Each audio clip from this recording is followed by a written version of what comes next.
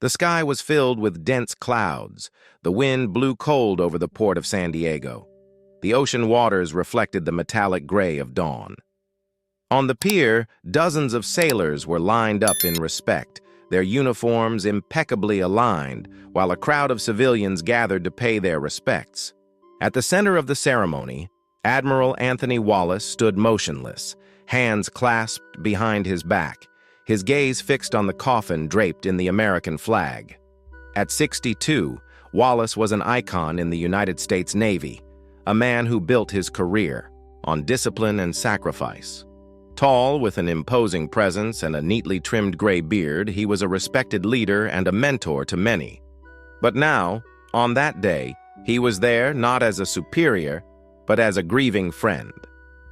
The funeral was for Captain Marcus Ellis, a brilliant officer and one of Wallace's closest allies. Killed in an accident during a training mission, his loss left a gap that was difficult to fill. As the Admiral prepared to speak, a strange movement in the crowd caught his attention.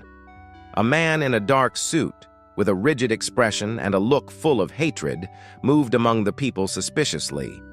The tension grew as he mumbled something inaudible, but enough to draw suspicious glances. Before Wallace could react, the man pulled out a gun and pointed it directly at him. The absolute silence that dominated the ceremony was broken by a shocked scream. The crowd retreated. Panic began to spread like wildfire. The man, identified as Patrick Reynolds, a former Navy officer discharged for inappropriate conduct, held the gun tightly, his finger on the trigger. His face was tense, marked by anger and resentment. "You don't deserve to be here, Wallace!" he shouted, his voice full of resentment.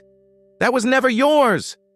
Wallace maintained his stance. Decades of experience had taught him not to show fear, even in moments like this. He raised his hands lightly, signaling his officers not to take rash actions. "What do you want, Reynolds?" he asked calmly, studying the man. "I want justice. I want the world to know who you really are. You stole from me, destroyed my career, and now you pretend to be a hero?" The tension increased with every second.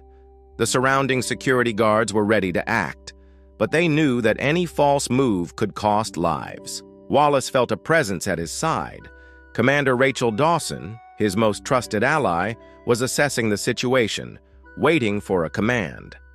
Meanwhile, civilians took cover behind parked vehicles, and sailors in formation exchanged glances, awaiting orders. The scene was about to turn into a disaster, and then, in an instant of hesitation, everything changed. Wallace, taking advantage of Reynolds's brief distraction, stepped forward without breaking eye contact. "Do you think a gun will change the past?" he said, his voice firm. "If there's something you want, put down that gun and talk like a man." Reynolds hesitated, his hand shaking slightly. The moment of uncertainty was enough for Rachel Dawson to act.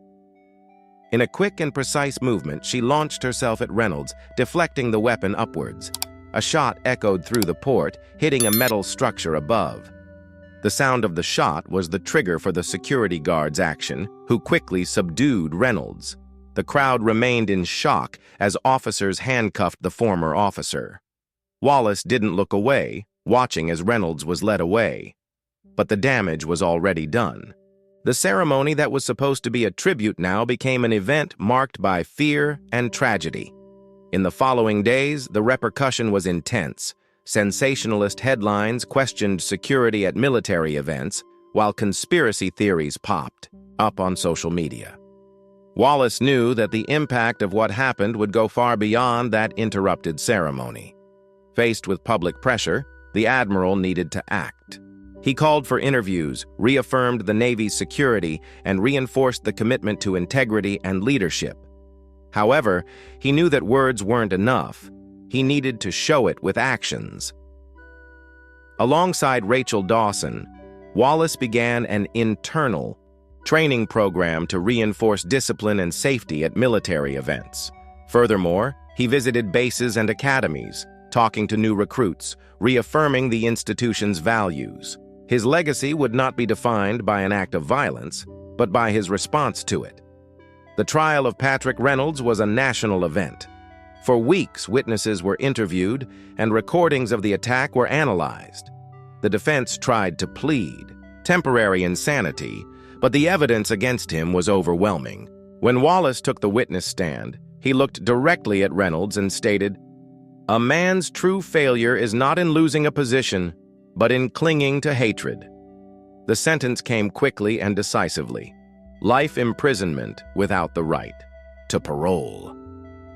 In the courtroom, a heavy silence fell as Reynolds was led away, his expression marked by the weight of his choice. After the verdict, Wallace gathered his team and thanked each one. "What happened here today was not about me, but about all of us, about what we stand for." In a final symbolic act, he led a ceremony in honor of Captain Marcus Ellis, finally, paying the respect that the original funeral could not complete. This time there were no interruptions, just the sound of the waves and the honor due to a great soldier. Months later, Wallace announced his retirement. At the official event, he handed over command to Rachel Dawson, who, upon assuming the role, ensured that her mentor's legacy would never be forgotten. Before leaving, Wallace visited the pier where everything happened one last time. He looked at the ocean and reflected. Leadership is not a title, but a responsibility that continues even after the end of a journey. And with that thought, he left, knowing that his mission was complete.